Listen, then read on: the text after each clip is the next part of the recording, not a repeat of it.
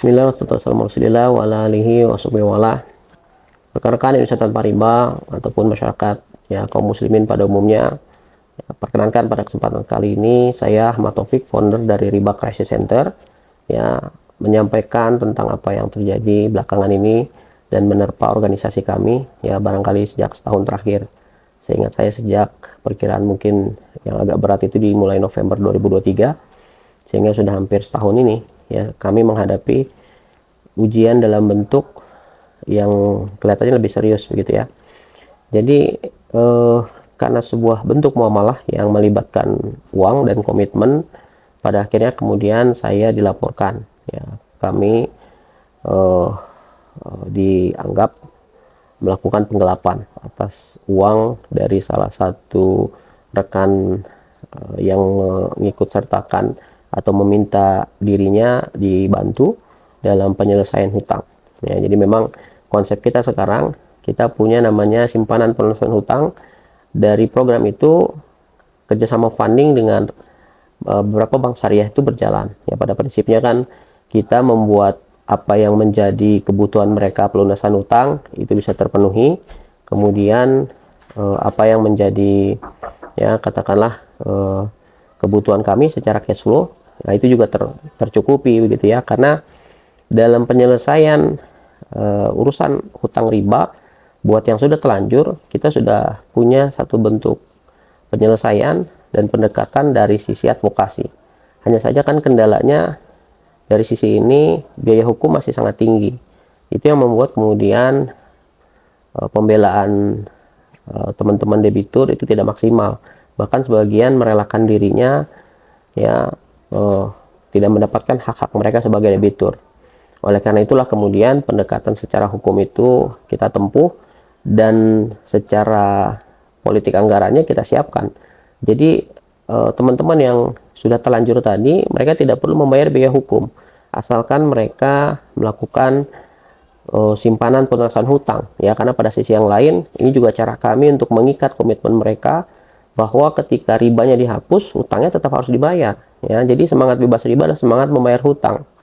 Nah, pada satu kasus ada seseorang yang datang dan meminta tolong kepada saya untuk dibantu penyelesaian ya secara katakanlah sekaligus untuk pembayaran hutangnya. Ya waktu itu sebutlah kalau secara nominal memang relatif cukup besar, ada beban hutang yang kita sepakati untuk diselesaikan di angka 2 miliar.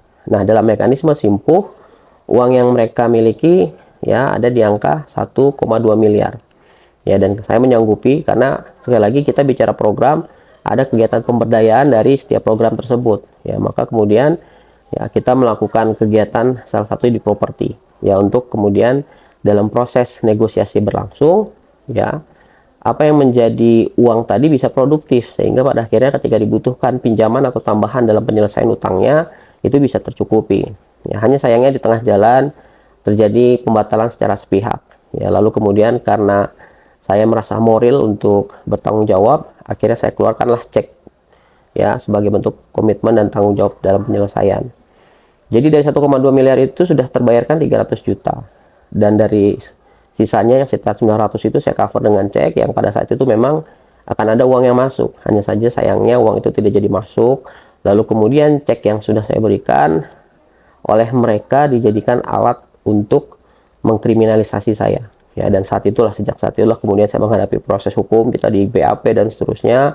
Sampai kemudian saya menangkap ada motif yang jelek gitu ya. Karena dalam proses itu memang kemudian dari pihak kepolisian melimpahkan kepada kejaksaan. Ya, suratnya juga ada bahwa status saya naik tersangka. Ya, kemudian surat tadi saya tidak pernah terima, tetapi surat itu kemudian beredar kemana-mana.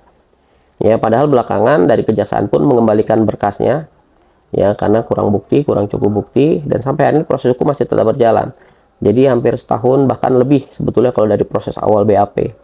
Ya, jadi saya secara ya terbuka hari ini menyampaikan bahwa saya akan terus ya bertanggung jawab atas semua program yang kami buat ya, semata-mata itu untuk mempermudah dari persoalan yang sudah kami capture gitu ya. Ada persoalan-persoalan yang kita lihat diselesaikan dengan sebentuk program, maka program itu kita jalankan.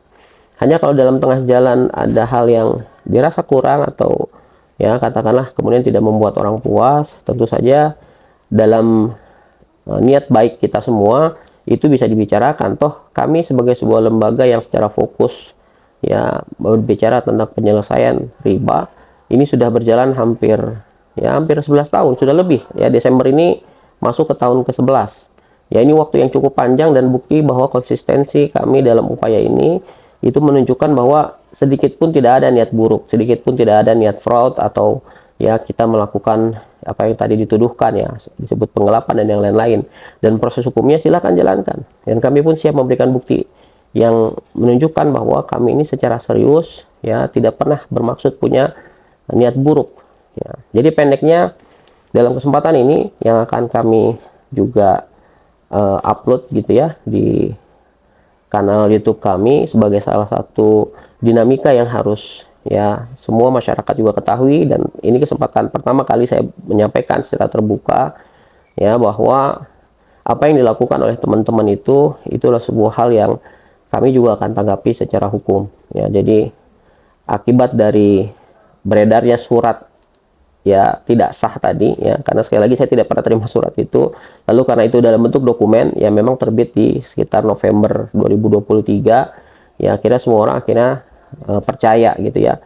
Semua orang kemudian ya menganggap saya berbuat fraud ya, kemudian mereka kemudian memutuskan secara sepihak kerjasama yang sudah kita buat gitu ya, sehingga ini semakin memberatkan langkah kami ya. Ketika kami membutuhkan banyak dukungan dari kaum muslimin, justru sebaliknya ada pihak-pihak yang melakukan penggembosan ya.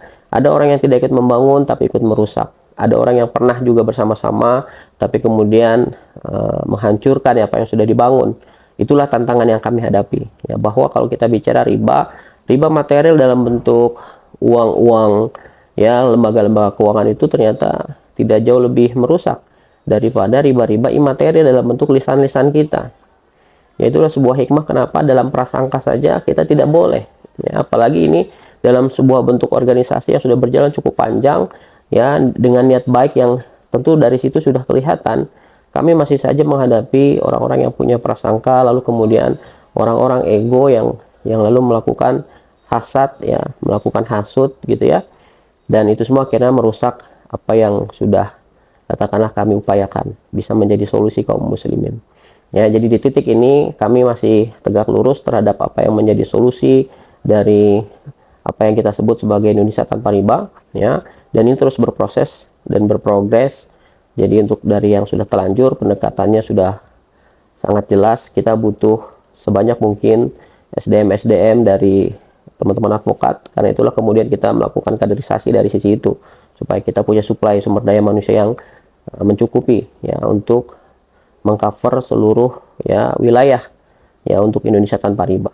Nah, sekarang tinggal buat yang punya kebutuhan saja, dan ini membutuhkan sabar dan ta'awun kita ya, dan ta'awun tidak mungkin terwujud dengan adanya kedengkian, dengan adanya ego, dengan adanya ya katakanlah perpecahan yang ditimbulkan oleh ya apa yang menjadi sesuatu yang ya saya kira kalau bicara konteks Indonesia tanpa riba ini sangat besar, sehingga apa yang menjadi ganjalan-ganjalan ya interaksi itu harusnya bisa kita redam ya, harusnya lebih bisa kita kendalikan egonya ya. Saya kira demikian. Mudah-mudahan ini bisa menjadi catatan perjalanan kami di Riba Crisis Center, dan kedepannya saya kira apa yang sudah berlangsung ini tentu mau tidak mau harus kita juga respon secara hukum.